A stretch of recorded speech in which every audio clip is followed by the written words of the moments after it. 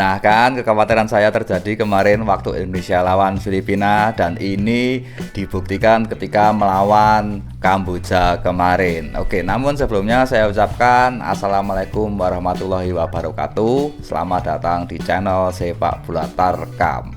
Mari kita ngobrol bola secara santai dari sisi kita sebagai supporter. Tidak lupa selalu saya doakan kepada pemirsa semua agar selalu sehat dan banyak rezeki. Amin.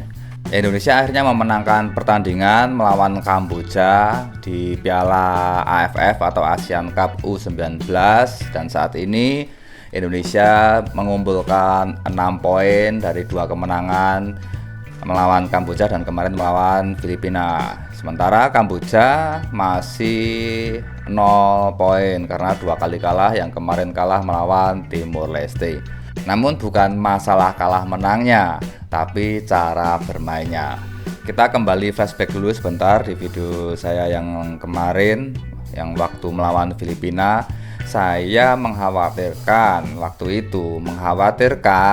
jika permainan kita monoton mengandalkan sayap terus-terusan akan dipelajari oleh tim lawan setelahnya, dalam hal ini adalah Kamboja. Dan saya menduga ini kemungkinan Kamboja benar-benar sudah mempelajari cara bermain kita, yaitu lewat sayap.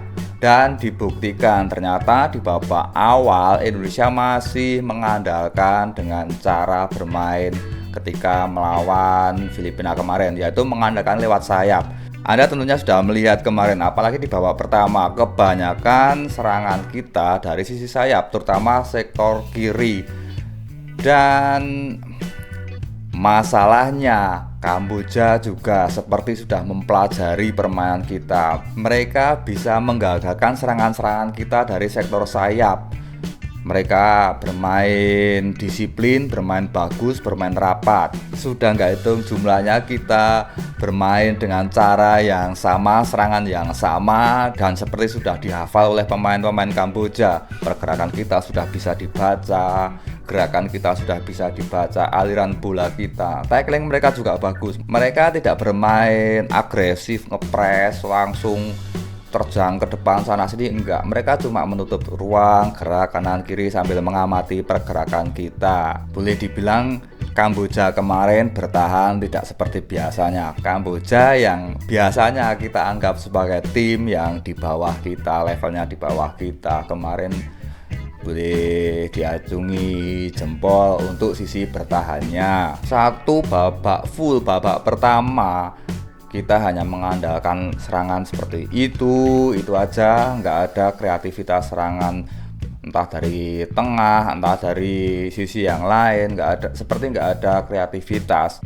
Untungnya ya, sekali lagi untungnya lawan Kamboja, dimana mereka juga untuk menyerang pun kesulitan. Mereka seperti menunggu serangan balik, menunggu kita membuat kesalahan, merebut bola, dan melancarkan serangan balik. Untungnya Kamboja nggak punya serangan balik yang cepat, transisi mereka juga nggak bagus, sehingga akhirnya serangan mereka bisa dipatahkan kembali dan kita menguasai jalannya pertandingan. Itu lawan Kamboja. Nggak tahu ceritanya kalau kita lawan yang levelnya udah di atas kita, mungkin ceritanya akan berbeda. Jujur saya justru salut dengan pertahanan Kamboja yang tidak terpancing oleh permainan kita. Kita sudah memancing mereka keluar, tapi mereka nggak terpancing. Mereka tetap disiplin, mereka tetap bertahan dengan rapat.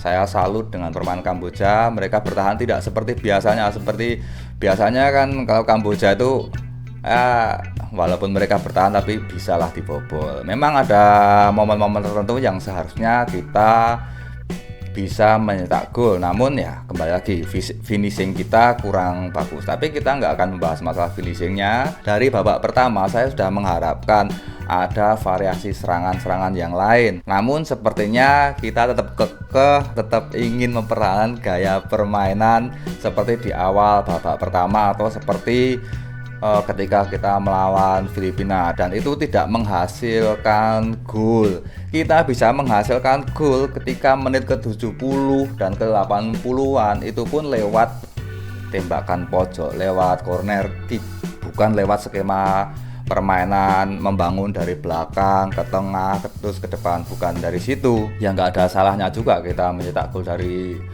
corner kick. Masalahnya apa? Iya, kita akan mempertahankan gaya bermain serupa seperti kemarin yang kita lihat. Kan nggak gitu konsepnya. Kita harus reaktif, kita harus bisa membaca keadaan ketika strategi seperti ini, cara seperti ini, sekali dua kali dilakukan kok salah, ya harus punya plan yang lain, cara yang lain, cara strategi yang lain untuk bisa membobol gawang lawan. Memang ada perubahan di babak kedua. Kita juga sudah melihat ketika mereka seringkali gagal memanfaatkan sayap.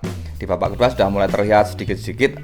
Di babak kedua sudah mulai terlihat ada usaha untuk menyerang dari sisi tengah. Bola yang biasanya dialirkan ke samping atau ke sayap, ada momen-momen tertentu mereka ingin menekuk atau memasukkan ke area tengah.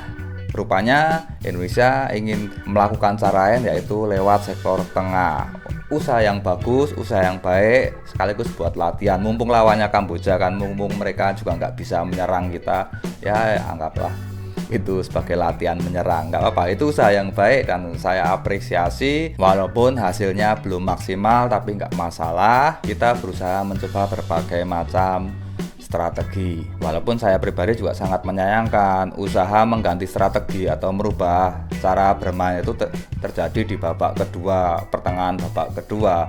Harusnya bisa lebih awal lagi kita mencoba strategi lain. Kembali saya tekankan, dalam pertandingan ini saya tidak melihat berapapun skornya, menang atau kalahnya, tapi cara bermainnya, karena adik-adik kita ini usianya masih muda, masa depan mereka masih panjang, mereka masih bisa berkembang. Jadi saya tidak melihat menang kalahnya atau skornya. Anggaplah ini sebagai ajang uji coba ya, mumpung lawan Kamboja. Kita bermain fun aja, mencoba berbagai macam strategi, dan besok kita melawan Timor Leste juga nggak usah mikir yang lain-lain. Kita sudah mendapatkan 6 poin, main santai saja. Andai kata besok lawan Timor Leste kita kalah, saya pun nggak masalah, asal besok ketika melawan Timor Leste kita bisa mencoba atau menerapkan berbagai macam strategi, coba ini, coba itu, formasi ini, formasi itu, sehingga suatu saat ketika kita melawan tim-tim yang lebih tinggi atau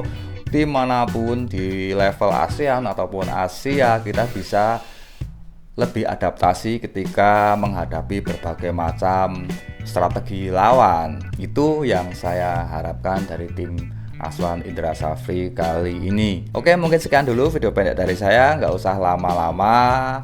Semoga kedepannya timnas Asuhan Indra Safri bisa lebih berkembang lagi, bisa lebih di testing lagi dengan berbagai macam strategi. Terserah strateginya coach mau gimana, kita ngikut aja.